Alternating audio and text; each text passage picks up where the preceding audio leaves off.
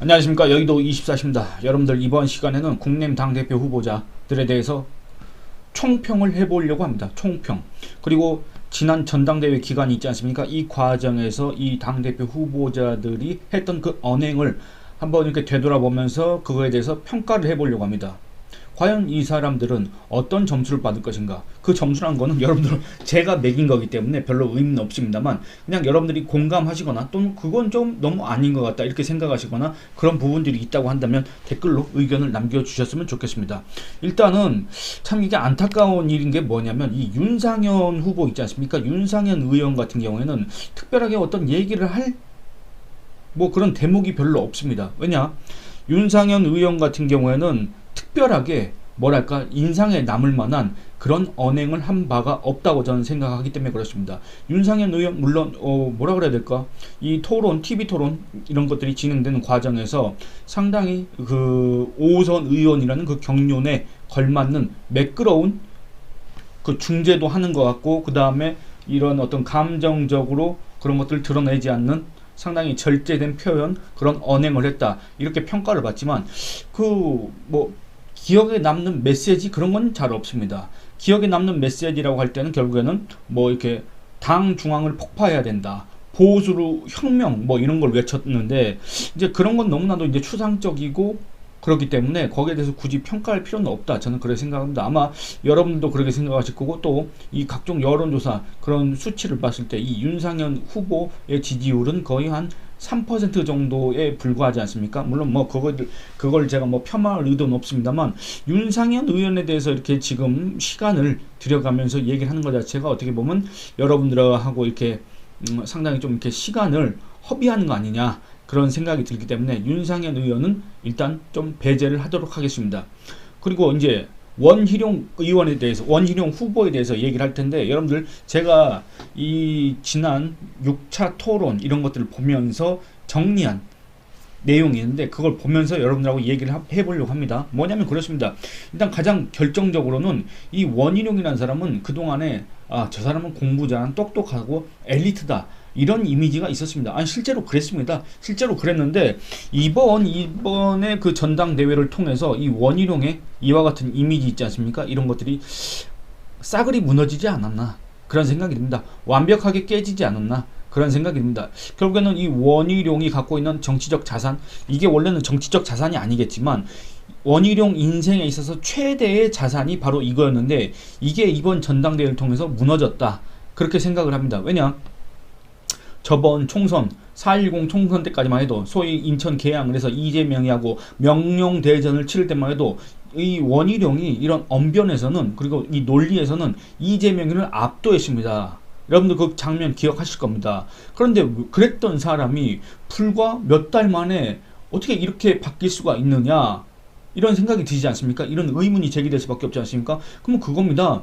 사람이 바뀐 것이냐 아니면 원래 그랬던 것이냐, 이렇게 생각할 수밖에 없는데, 물론 그렇습니다. 그 전에도 이 사람이 하는 말이 다 맞고 이 사람이 논리가 완벽하고 그런 거는 없습니다. 왜냐?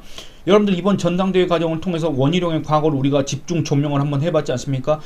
그 전에는 원희룡에 대한 그 관심도 자체가 워낙 낮았기 때문에 원희룡이라는 그 정치인에 대해서 관심을 둘 이유가 없었기 때문에 원희룡이 대체 어디서 뭘 하고 있었는지 우리가 몰랐지만은, 이번 전당대회 과정을 통해서 원희룡이 친윤회 또는 용산의 지원을 받아서 이 집권 여당의 대표가 될 수도 있다.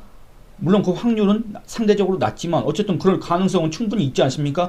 그렇기 때문에 원희룡은 과연 어떤 정치를 해왔는가, 원희룡은 자기가 강조하는 25년 동안의 정치 활동에서 과연 어떤 언행을 보였는가, 이런 것들을 우리가 지금 이 시점에서 되돌아봤더니 우리가 생각했던 그런 것과는 상당히 다르구나. 지금 현재 이 보수를 자처하는, 지금 현재 이 보수 엘리트 정치인으로 꼽히는 이 원희룡의 과거를 봤더니 정말로 그야말로 깜짝 놀랄 만한 일들의 연속이었구나, 이런 생각이 들 수밖에 없는 그런 장면들이 계속됐지 않습니까?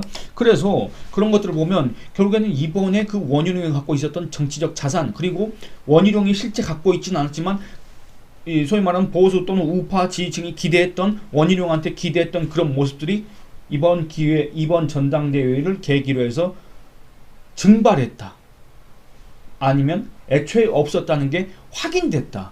이거는 정말 원희룡한테 있어서는 크나큰 손해일 수밖에 없고, 정말 원희룡이 이번 전당대회에서 그와 같은 언행, 그와 같은 행보를 했다는 것은 정말 원희룡 자신에게도 크나큰 패착일 수밖에 없다. 그런 평가를 할 수밖에 없습니다. 아마 여러분도 여기에는 뭐 이견을 제시하시거나 뭐 그런 분들이 별로 없으실 거라고 생각을 합니다. 또 이번에 이 전당대회 과정에서 이 한동훈이라는 사람에 대해서 그 공세, 한동훈에 대한 공세가 너무나도 비논리적이고 비상식적인 부분이 많았다. 그렇게 평가할 수밖에 없습니다. 왜냐면 여러분들 이 전당대회가 진행되는 과정에서 물론 제가 제 채널에서 이렇게 얘기한다고 해서 그게 그 무슨 영향력이 있겠습니까? 안 그렇습니까? 다만 이제 저 같은 경우에는 제가 이렇게 느끼는 부분, 그리고 제가 기존에 알고 있던 부분, 그런 것들은 이제 여러분들하고 공유를 하고 싶어서 이렇게 영상을 찍는 거지, 제가 무슨 전당대회 여기에 무슨 영향력을 미치겠습니까? 안 그렇습니까? 그런데 이번에 제가 이 전당대회가 진행되는 과정에서 집중적으로 원희룡의 이런 주장에 대해서 반박하는, 또 원희룡의 이런 주장에 대해서 팩트 체크를 하는 그런 형식의 영상을 꽤 많이 올렸습니다. 그 이유가 뭐냐면 정말 원희룡에 대해서 이번에 실망을 했기 때문에, 그리고 이 원희룡이라는 사람이 너무나도 그 명성, 그 이미지에 걸맞지 않게 비논리적이고 비상식적인 주장을 국내민 당원과 지지층, 더 나아가서는 우리 국민들한테 너무나도 스스럼 없이, 거리낌 없이 했기 때문에 그 모습이 너무나도 보기 좋지 않아서 집중적으로 비판하는 영상을 올렸습니다. 이제 그거에 대해서 많은 분들은 제가 이제 한동훈이라는 사람을 지지한다고 생각하시겠지만 그게 아니라고 누차 말씀드렸지 않습니까? 그러면은 이 원희룡이 대체 무슨 비논리적이고 무슨 비상식적인 주장을 했느냐, 뭐 너무나도 많아서 하나하나 다 따져보려면 이 시간이 어떻게 될지 모르겠습니다만 간단하게 언급을 해보겠습니다. 여러분들, 한동훈 배신자론 얘기했습니다. 한동훈 배신자론. 한동훈 배신자론 왜 얘기합니까? 한동훈이 제시한 제3자 특검법, 이거 제안한 거 있지 않습니까? 이게 배신한 얘기입니다. 그러면서 원희룡은 이런 얘기를 합니다. 똘똘 뭉쳐야 된다. 이런 얘기만 계속 강조하고 있습니다. 여러분들, 똘똘 뭉쳐야 된다가 무슨 주문도 아니고 그걸로 언제까지 저 거야의 특검법 공세를 갖다가 막을 수가 있겠습니까? 언제까지 국내 힘이 그 108명이 단일 대우를 유지할 수가 있겠습니까? 이미 안철수는 거기에서 이탈했지 않습니까? 물론 여러분들, 똘똘 뭉치면은 언제까지나 똘똘 뭉치면은 어쨌든 특검법은 막을 수 있을 겁니다. 근데 그 와중에 여러분들, 국내힘이 그렇게 의원들이 똘똘 뭉치는 그 와중에 이탈하는 지지층은 생각 안 합니까? 여러분들, 그걸 갖다 지켜보고 있는 국민들은 생각 안 합니까? 그 국민 중에는 분명히 어떤 일이 있어도 국민의힘을 찍지 않겠다는 분명히 저 더불어민주당의 고정 지지층이 있겠습니다만 그 중간에 있는 사람들이 있습니다. 분명히 이 사람들은 어떤 이슈에 따라서 선거 때마다 자기의 지지 정당을 달리 택하는 사람들입니다. 이걸 우리가 소위 중도라고 하지만, 중도라는 어떤 이념적 지형, 이념적 좌표 이런 거를 봤을 때 중도라는 이게 있는 게 아니라 이 사람들은 그냥 그 방향성이 없고, 그렇다고 제가 중도를 폄하하는 거 아닙니다. 그 선거 때마다 그 선거에서 가장 핵심적인 쟁점이 되는 거에 대해서, 자기의 관심 사안에 대해서 그 어떤 정당, 그 어떤 정치인이 가장 효과적이고 효율적인 해법을 내놓느냐, 요거에 따라서 거기에 대한 지지를 표시하는 사람들이 바로 이 중도입니다. 그래서 이 중도가 결국에는 이 선거의 승패를 좌우할 수밖에 없는데, 여러분들, 국내민이 똘똘 뭉치는 그 과정에서 이 중도가 국내민 정말로 단결을 잘하는구나, 국내민이 저렇게 똘똘 뭉치는 거 보니까 저 당이 오히려 더 집권 여당으로서의 자격이 있구나, 소위 말하는 저 당을 찍을 필요가 있겠구나, 이렇게 생각하겠습니까? 그렇지 않을 겁니다. 그렇기 때문에 국내힘이 이렇게 똘똘 뭉치는 건 좋지만 이 똘똘 뭉치는 과정에서 결국에는 기존 지지층이 계속 이탈할 수밖에 없다. 그래서 결국에는 소위 말하는 콘크리트 지지층만 남을 수밖에 없는데, 그렇게 해서 어떤 선거에서 국내힘이 대체 이길 수가 있겠습니까?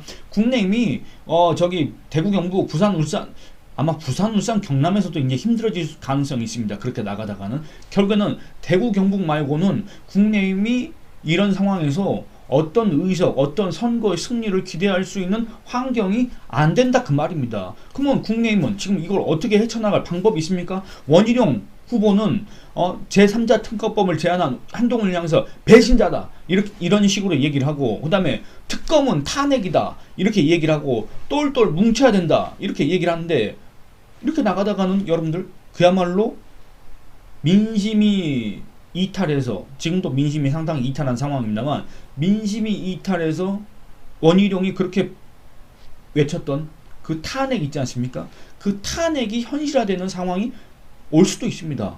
정말 여러분들 생각하기도 싫겠지만은, 그리고 2016년, 2017년 박근혜 전 대통령 탄핵 사태를 기억하시면서 일종의 그 트라우마로 기억하시겠지만은, 그런 상황이 윤석열 대통령 국정수행 지지율이 떨어지는 것은 물론 이 국내미 지지율이 떨어진다고 할 경우에는, 그래서 이 민심이 절대적으로 이 윤석열 정권에 대해서 반대하고 분노하고 비판하는 여론이 고조된다고 할 경우에는, 저 더불어민주당과 조국당 이런 당들이 윤석열 대통령 탄핵을 추진할 수가 있습니다. 물론 그거 법적으로 타당성 없을 겁니다. 여러분들, 정치적인 탄핵입니다. 정치적인 탄핵을 해놓고 윤석열 대통령 직무 정지를 해놓고 일단 그때부터 시작되는 겁니다. 그때부터 다른 이제 여론 공작이니 뭐 이런 것들이 시작될 가능성이 농후하지 않습니까?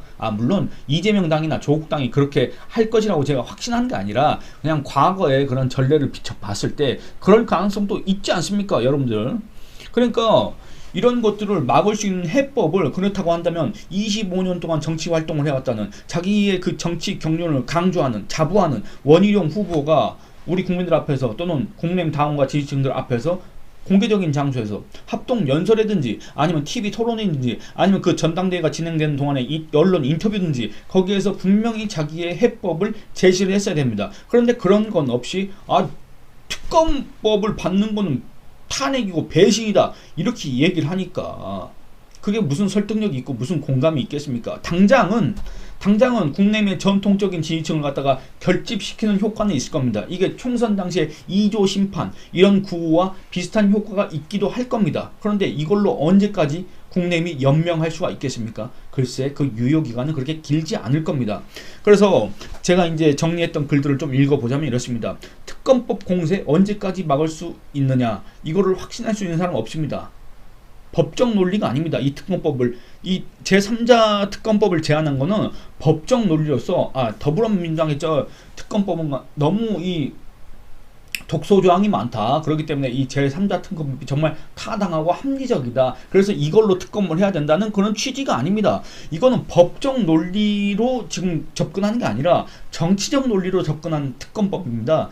여러분들, 더불어민주당의 특검법도 그렇고 제3자 특검법도 마찬가지입니다. 제3자 추천 특검법도 마찬가지인 게 뭐냐면 정치적인 논리입니다. 그게 뭐냐면 여러분들, 지금 이 특검을 막을 수 있는 현실적인 능력이 국민의힘한테는 별로 없습니다. 그렇기 때문에 이거를 화제 전환을 해야 되고 국면 전환을 해야 되고 그 다음에 이 국민들을 향해서 우리가 그걸 거부하는 게 아니다, 이런 문제가 있기 때문에 우리가 이걸 못하는 것이다 라는 것을 알리는 효과가 분명히 있습니다. 원희룡 같은 사람들이 얘기하는, 항상 뭐 이런 얘기 하지 않습니까? 정치란 무엇이다 이렇게 얘기하지 않습니까? 그게 바로 그들이 강조했던 정치의 속성이 가장 잘 드러나는 게 바로 이 제3자 추천 특검법이라고 얘기할 수가 있습니다. 이게 바로 정치의 논리이기 때문에 그렇습니다. 해외용 대원 특검 또는 뭐 최상병 특검, 여기에 대한 찬성 여론을 여러분들, 기존의 윤석열 정부나 국내힘이 얘기해왔던 어떤 법적 논리로서 막을 수가 있습니까? 그 한계가 분명히 있습니다. 특검법이 거부될 때마다, 특검법이 국회에서 의결될 때마다, 그리고 그게 다시 윤석열 정부에서 거부될 때마다 부정 여론이 올라가겠습니까? 내려가겠습니까? 정부가, 윤석열 대통령이 저렇게 거부를 계속하는 걸 보니까 그만한 합리적인 타당한 이유가 있겠구나, 더불어민주당 너무 억지 쓰는 거 아니냐, 이런 생각을 하겠습니까? 아니면 저거 너무하는 거 아니냐, 민심을 너무 저렇게 대놓고 무시하는 거 아니냐, 대체 어느 생각을 하겠습니까, 국민들이?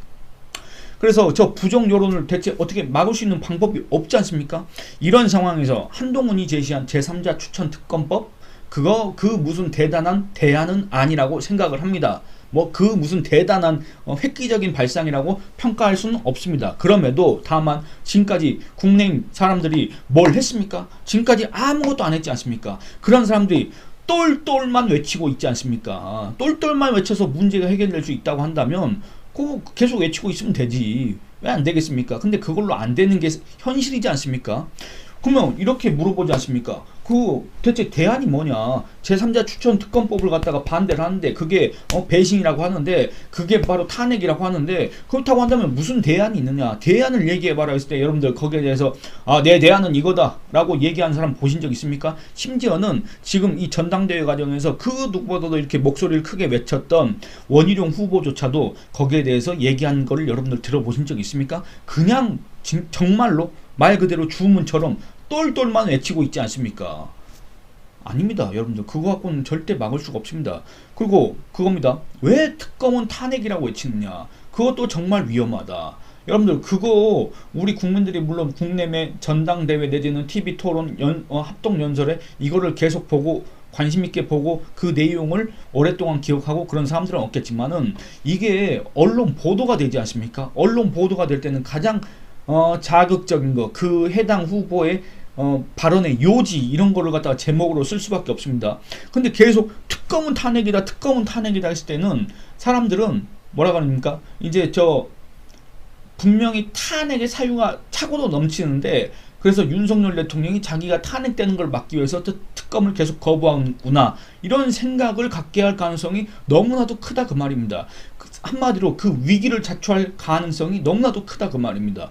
그건 이제 뭔 말입니까? 대통령 또는 대통령실이 이 불법적인 개입을 했다는 전제를 하고 그런 암시를 하고 특검은 탄핵이다 이렇게 외치는 거 아니냐, 이런 오해를 받기 좋지 않습니까?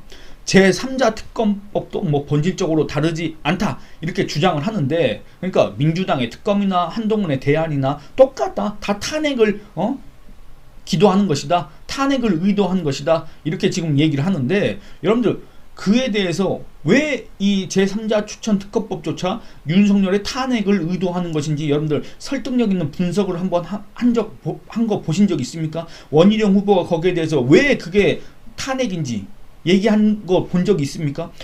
여러분들 이건 너무나 간단한 게 더불어민주당이 제시한 특검법보다 제3자 보다 더 공정한 입장에서 중립적 입장에서 이 특검을 임명을 하고 그 특검을 통해서 이 해병대원 이 문제 있지 않습니까? 여기에 대해서 수사를 했을 때 정말 이 대통령과 대통령실이 문제가 없다고 한다면 오히려 지나친 이 특검법 공세를 막을 수 있는, 그거에 대해서 역공을 취할 수 있는 계기도 된다 그 말입니다.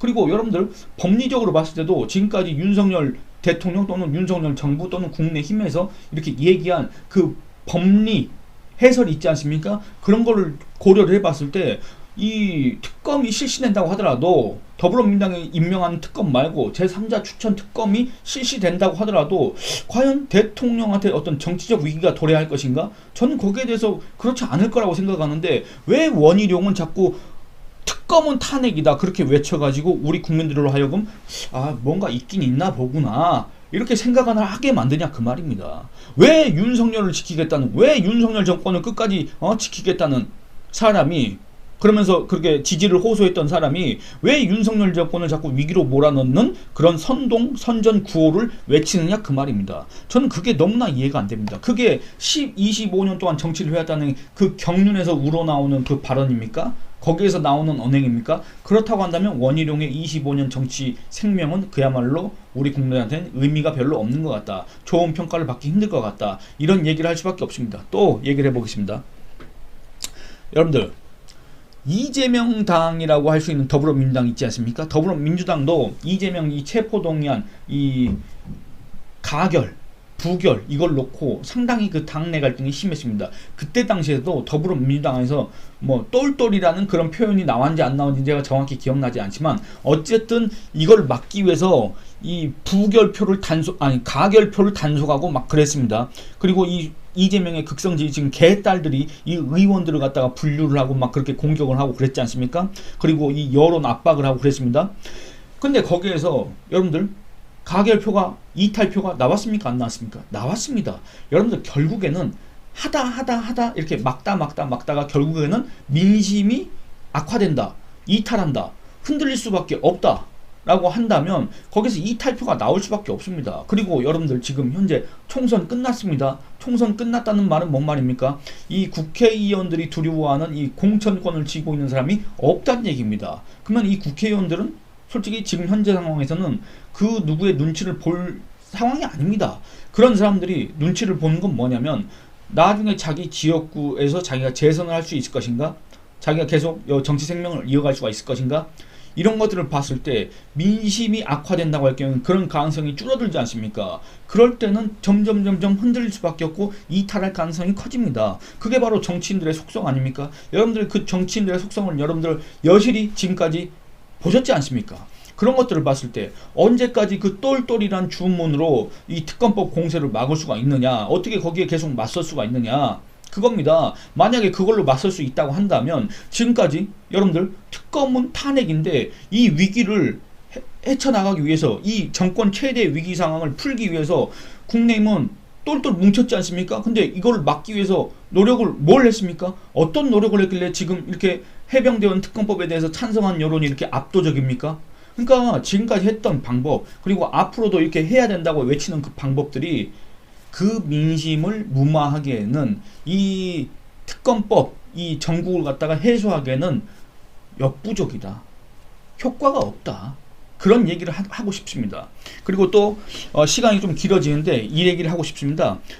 원희룡 후보가 전당대회 진행 과정에서 한동훈을 향해서 이런 얘기를 했습니다. 고의로 총선에서 패배를 했다. 이런 의심이 든다는 취지로 그렇게 얘기를 했지 않습니까? 물론 오늘 토론에서는 거기에 대해서 사과를 했습니다만, 여러분들 아무리 상대방에 대한 그런 공세 이런 것들이 급하다고 하더라도 이런 얘기는 해서는 안 됩니다. 왜냐하면 말이 안 되기 때문에 그렇습니다. 여러분들 이 네거티브라는 것도 근거가 있어야 되고 설득력이 있어야 됩니다. 근데 한동훈 고의 총선 패배론 이런 게 말이 됩니까? 말 자체가 안 되지 않습니까? 왜냐하면 그게 모순인 게, 이 원희룡이나 나경원 같은 사람들은 어떤 얘기를 합니까? 한동훈이 자기 정치 욕심이 너무 과하다. 그래서 여론 조성팀도 운영했지 않느냐는 식으로 얘기를 했지 않습니까? 그리고 또 뭐라 했습니까? 정치적 욕심이 있다. 정치적 욕심 때문에 무슨 뭐 이렇게 되도 않는 그런 구호나 외치고 선거 전략도 미숙하면서 이 셀카 놀이나 하고 다니고 말이야. 언론에다 자꾸 자기를 띄우는 그런 식으로 해서 자기 친한 기자들한테 자기를 띄우는 그런 기사나 부탁하고 말이야. 그렇게 지적을 했지 않습니까? 그런데 그거 그렇다고 한다면, 정말 실제 한동훈이 그랬다고 한다면, 실제 한동훈이 자기가 뜨고 싶어서 자기가 대권병에 걸려가지고 그렇다고 한다면 이 원희룡의 고의 총선 패배로는 정말로 말이 안 됩니다. 거기에 대해서 제가 얘기를 해보겠습니다. 여러분들 가정을 해보겠습니다. 한동훈이 정말로 정치적 욕심이 있었다고 가정을 해보겠습니다. 아닙니다. 정치적 욕심이 있었기 때문에 비상대책위원장으로 들어온 거 아니겠습니까? 그리고 그 과정에서 그게 이제 실현이 됐기 때문에 이번 전당대회 나온 거 아니겠습니까? 여러분들 정치적 욕심이 없는 사람이 무슨 정치에 애초에 왜 투신을 합니까? 안 그렇습니까? 정치적 욕심이 나쁜 거 아닙니다.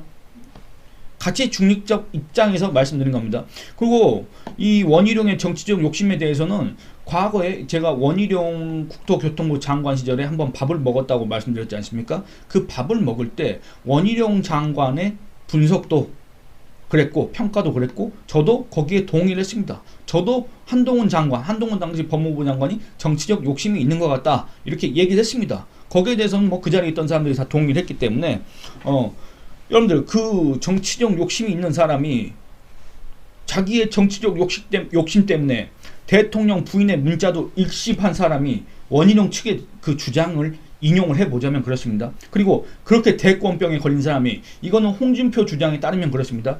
당을 한동훈 당으로 만들고 싶어 했던 사람이 왜 총선에서 집니까? 여러분들 총선에서 이겨야, 그것도 총선에서 대승을 해야 이걸 발판으로 해서 자기가 대권으로 달려가는데 아주 유리한 구도가 형성되지 않습니까? 여러분들 왜 일부러 집니까? 한동훈이 일부러 질 이유가 없지 않습니까? 여러분들 총선에서 이기면, 만약에 이번에 한동훈이 이끄는 국민의힘이 총선에서 이겼다고 한다면, 그것도 또 총선에서 대승했다고 한다면 그야말로 꽃길이 펼쳐질 수밖에 없습니다. 사실상 이명박 정부 당시 이 새누리당을 이끌었던 박근혜 전 대통령 있지 않습니까? 박근혜 전 대통령과 같은 위상을 차지할 수밖에 없었을 겁니다. 한동훈이라는 사람이. 그런데 그런 한동훈이 그렇게 정치적 욕심이 심한, 그래서 자기가 뜨고 싶은, 그렇게 대권병에 걸린 한동훈이 왜 총선에서 일부러 지냐 그 말입니다. 여러분들 말이 됩니까? 그런 한동훈이 왜 총선에서 일부러 져서 총선 참패 책임이 제기가 되고 총선 참패 주범론, 고의 총선 패배론, 한동훈 배신자론, 뭐 이런 것들, 이런 것들, 한동훈 미숙론, 그래서 한동훈은 불안하다, 한동훈은 위험하다, 한동훈은 좌파다, 이런 공세에 시달리느냐 그 말입니다. 왜 야당한테 의석을 몰아줘 가지고 총선에서 일부러 져서 왜 그 야당한테 의석을 몰아줘서 저 야당이 한동훈 특검법을 운운하는 그 상황을 자초했느냐 그 말입니다. 여러분들, 이게 총선에서 일부러 진 한동훈이 일부러 졌다고 얘기할 수 있는 대목입니까? 여러분들, 만약에 한동훈이 일부러 졌다고 한다면 이 정치적 욕심이 있는 한동훈이 왜 일부러 지냐 그 말입니다. 너무나도 이 간단한 거 아닙니까? 모순입니다, 모순. 그래서 이런 것들, 이런 원희룡의 주장들, 이 전당대회 기간에 진행됐던 원희룡의 한동훈을 향한 공세, 이런 것들, 네거티브를 봤을 때 상당히 이 원희룡의 수준이 일반 국민들이 생각했던, 기대했던 그런 거에 미치지 못한다. 원희룡의 이미지는 상당히 망가졌다. 원희룡의 정치적 자산은 무너졌다. 이렇게 평가를 할 수밖에 없습니다. 그리고 그게 결론은 뭐냐면 원희룡을 옆에서 보좌하는, 원희룡을 따르는 이들 수준이 결론인 것 같다. 이런 생각이 듭니다.